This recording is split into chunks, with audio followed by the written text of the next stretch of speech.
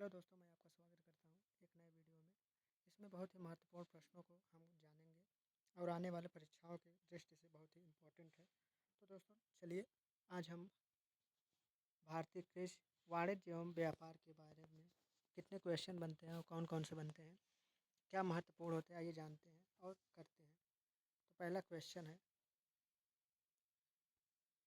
अनाज उपजने में यानी अनाज उपाजने में वालों को प्रोत्साहित करने और अर्थव्यवस्था की समग्र आवश्यकताओं को पूरा करने के लिए 23 कृषि फसलों के न्यूनतम समर्थन मूल्य (एमएसपी) की सिफारिश करने के लिए कौन सा संगठन स्थापित किया गया है? MSP maximum selling price. Option है ए कृषि लागत और मूल्य आयोग, बी कृषि आधार मूल्य स्थिरता आयोग, सी मूल्य स्थिरता आयोग, डी भारतीय कृषि मूल्य निर्धारण बोर्ड। तो इसका सही उत्तर क्या हो जाएगा? इसका हो जाएगा ऑप्शन नंबर ए कृषि लागत और मूल्य आयोग। इसके बारे में जानते हैं क्या होता है। भारत में कृषि उत्पादों के लिए न्यूनतम समर्थन मूल्य का निर्धारण कृषि लागत एवं मूल्य आयोग के द्वारा किया जाता है। इसकी स्थापना 1965 ईस्वी में की गई थी। एमएसपी यानी मिनिमम होता है, ठीक है, ओके। दूसरा क्वेश्चन है, एक अच्छी तरह से सड़े पौधे और पशु अवशेष कौन सी खाद का एक प्रकार है? ए खेत की खाद, बी कंपोस्ट, सी जैव खाद, डी हरी खाद। तो इसका सही उत्तर क्या हो जाएगा? इसका हो जाएगा ऑप्शन नंबर बी कंपोस्ट खाद। आइए इसके बारे में जानते हैं क्या होता है। कंपोस्ट अच्छे तरह से सड़े पौधे और पशु अवशेष से निर्मित होने वाला एक जैविक प्रकार की खाद है जो जैविक पदार्थों के अपघटन एवं पुनः चक्रण से प्राप्त की जाती है। यह एक जैव कृषि का मुख्य घटक है।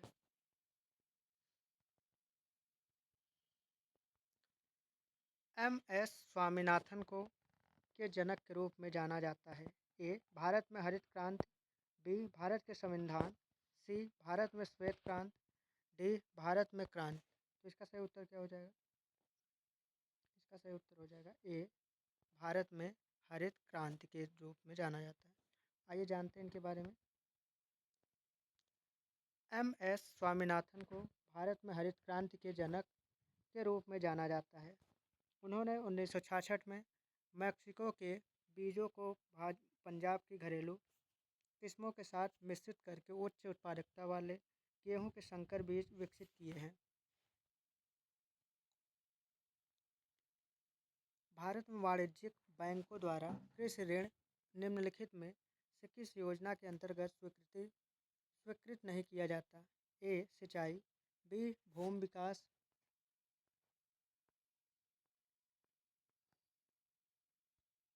सी भूमि बंधक, डी शुष्क भूमि खेती। इसका सही उत्तर क्या हो जाएगा? तो इसका हो जाएगा ऑप्शन नंबर सी भूमि बंधक। तो आइए इसके बारे में जानते हैं भूमि बंधक होता क्या है।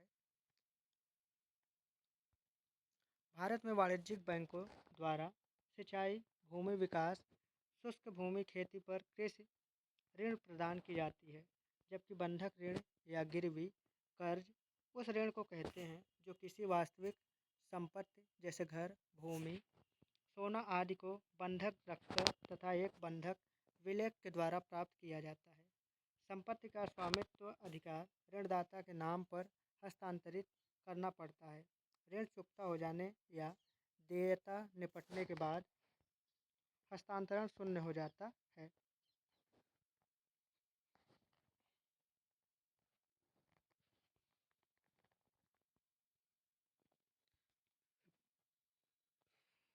कृषि उत्पादकता बढ़ाने के लिए की रचना की गई है, विशेष रूप से बारिश द्वारा सिंचित क्षेत्रों में, और इसमें एकीकृत खेती, पानी के उपयोग में दक्षता, मृदा स्वास्थ्य प्रबंधन और संसाधन संरक्षण सक्रियता पर ध्यान केंद्रित किया गया है।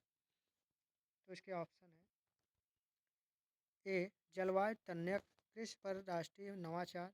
बी जलवायु परिवर्तन पर कार्य कर योजना। सी साधारणीय कृषि के लिए राष्ट्रीय मिशन। डी जलवायु परिवर्तन पर परिषद।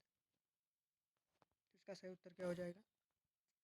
इसका हो जाएगा ऑप्शन नंबर सी साधारणीय कृषि के लिए राष्ट्रीय मिशन। इसके बारे में जानते हैं क्या होता है।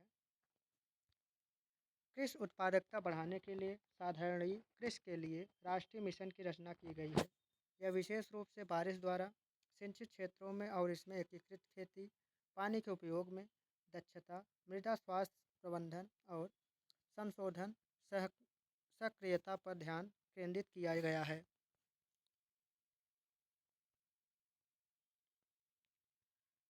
वनस्पति कृषि, जो खेती का एक प्रारंभिक रूप है, पहली बार में प्रयोग में लाया गया था। ए दक्षिण पूर्व यूरोप। बी दक्षिण पूर्व एशिया। सी दक्षिण अमेरिका के उत्तर पूर्व क्षेत्र। डी मध्य एशिया। तो इसका सही उत्तर क्या हो जाएगा? तो इसका हो जाएगा ऑप्शन नंबर बी दक्षिण पूर्व एशिया में लाया गया था। ये जानते हैं इसके बारे में क्या होता है। वनस्पति कृषि पहली बार दक्षिण पूर्व एशिया में प्रयोग में लाया गया था। यह खेती का एक प्रारंभिक रूप है। वनस्पति शब्द लैटिन भाषा के फ्लोरा से आया है। रोमन पुराण में फूलों की देवी को फ्लोरा कहते हैं तथा पशु वर्ग फौना शब्द का प्रयोग जीव जंतुओं के लिए होता है।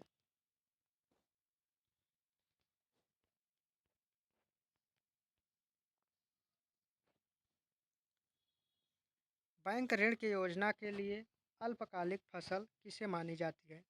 ए फसल जो 1 साल और 3 महीने की अवधि के लिए होती है। बी जो फसल 1 साल से अधिक के लिए उगाई जाती है।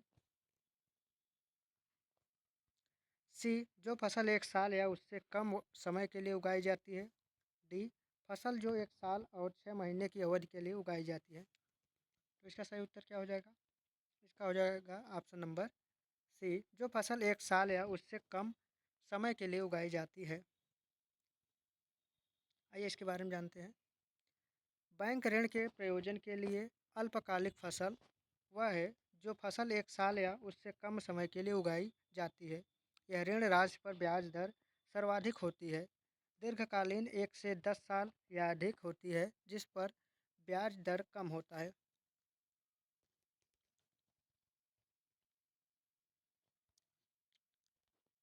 राष्ट्रीय कृषि पर ग्रामीण विकास बैंक नबार्डा द्वारा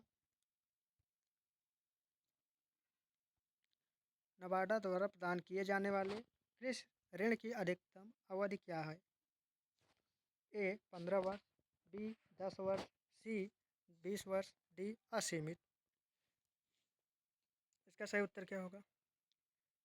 इसका ऑप्शन नंबर ए 15 वर्ष होता है। आइए इसके बारे में जानते हैं। राष्ट्रीय कृषि और ग्रामीण विकास बैंक नबार्डा द्वारा प्रदान किए जाने वाले कृषि ऋण की अधिकतम अवधि 15 वर्ष है। नबार्डा ग्रामीण ऋण की सर्वोच्च संस्था है। इसकी स्थापना 12 जुलाई 1982 को मुंबई में की गई थी। यह कृषि ऋण योजना परिचालन और ग्रामीण अंचल में दीर्घ ऋण प्रदान करता है। खाद्य तेल निम्नलिखित में से किससे निकाला जाता है? ए भांग। बी कपास। सी राई। डी रतन जोत। तो इसका सही उत्तर क्या होगा? तो इसका हो जाएगा ऑप्शन नंबर सी राई यानी सरसों। इसके बारे में जानते हैं।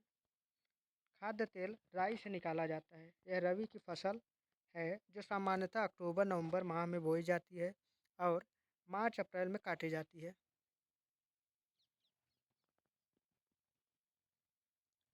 भारत में सिंचाई के निम्नलिखित तरीकों में से कौन सा अधिक प्रचलित है? ए झीलों से सिंचाई। बी कुएं से और ट्यूबवेल से जल सिंचाई। सी टैंक से सिंचाई।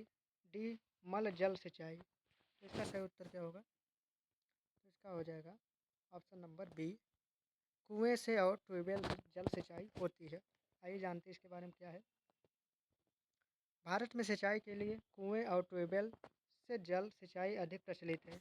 भारत में सर्वाधिक सिंचाई कुओं और नलकूपों द्वारा 55.9% तथा नहर द्वारा 31.4% व तालाब के द्वारा 6.1% होती है। देश में सर्वाधिक नलकूप और पंपिंग सेट से तमिलनाडु 18% में सिंचाई की जाती है।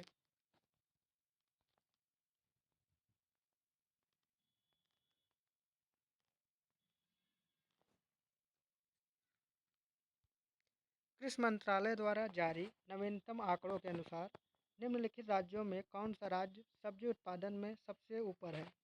ए तमिलनाडु, बी पश्चिम बंगाल, सी आंध्र प्रदेश, डी महाराष्ट्र। तो ये ऑप्शन नंबर बी पश्चिम बंगाल है। आइए इसके बारे में जानते हैं। कृषि मंत्रालय द्वारा जारी नवीनतम आंकड़ों के अनुसार पश्चिम बंगाल सब्जी उत्पादन में पहले स्थान पर है, जबकि उत्तर प्रदेश का स्थान दूसरा है। वर्ष 2014-15 के 10.79 मिलियन टन से बढ़कर वर्ष 2020-21 तक 15 मिलियन टन किए जाने का लक्ष्य है।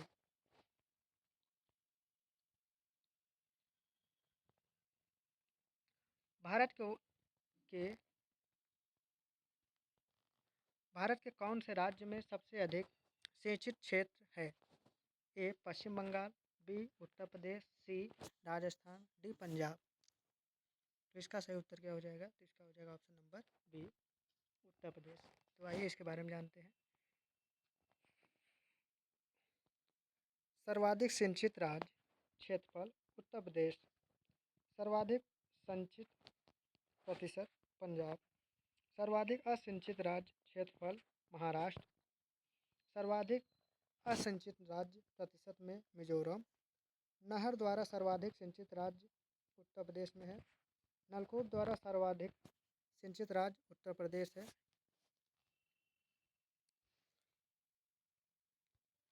तालाब द्वारा सर्वाधिक सिंचित राज्य तमिलनाडु है।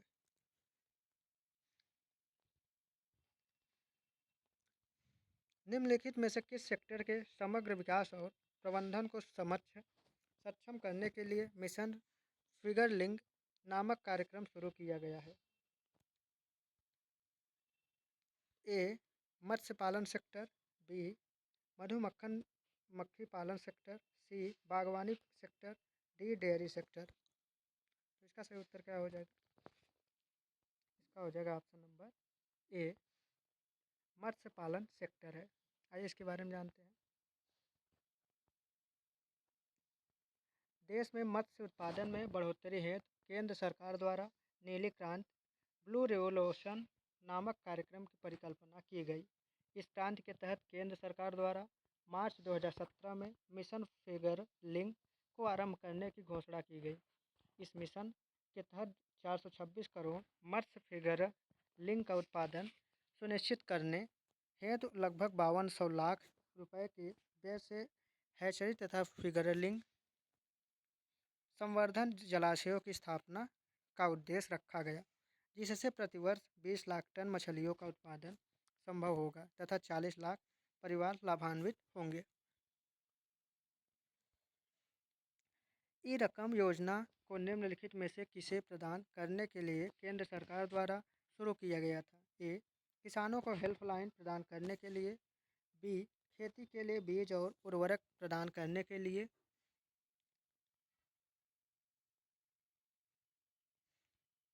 या सी डिजिटल प्लेटफॉर्म प्रदान करने के लिए जहां किसान अपने कृषि उत्पादनों को नीलामी के माध्यम से बेच सकते हैं, या डी ऑनलाइन मोड के माध्यम से कृषि ऋण प्रदान करने के लिए। तो इसका सही उत्तर क्या हो जाएगा? तो इसका हो जाएगा option number C digital platform प्रदान करने के लिए जहां किसान अपने कृषि उत्पादनों को नीलामी के माध्यम से बेच सकते हैं। आइए इसके बारे में जानते हैं। 1 अगस्त 2017 को केंद्रीय कृषि मंत्रालय किसानों को कृषि उत्पादन बेचने के लिए एक मंच प्रदान करने के उद्देश्य से ई रकम ई राष्ट्रीय किसान कृषि मंडी पोर्टल का शुभारंभ किया। यह डिजिटल पहल केंद्र सरकार द्वारा संचालित SST लिमिटेड और CRWC central rail warehouse company limited द्वारा विकसित किया गया है। यह ई पोर्टल प्रौद्योगिकी के माध्यम से छोटे गाँव के किसानों को इंटरनेट सुविधा के द्वारा दुनिया के सबसे बड़े बाजार तक पहुँच उपलब्ध कराएगा।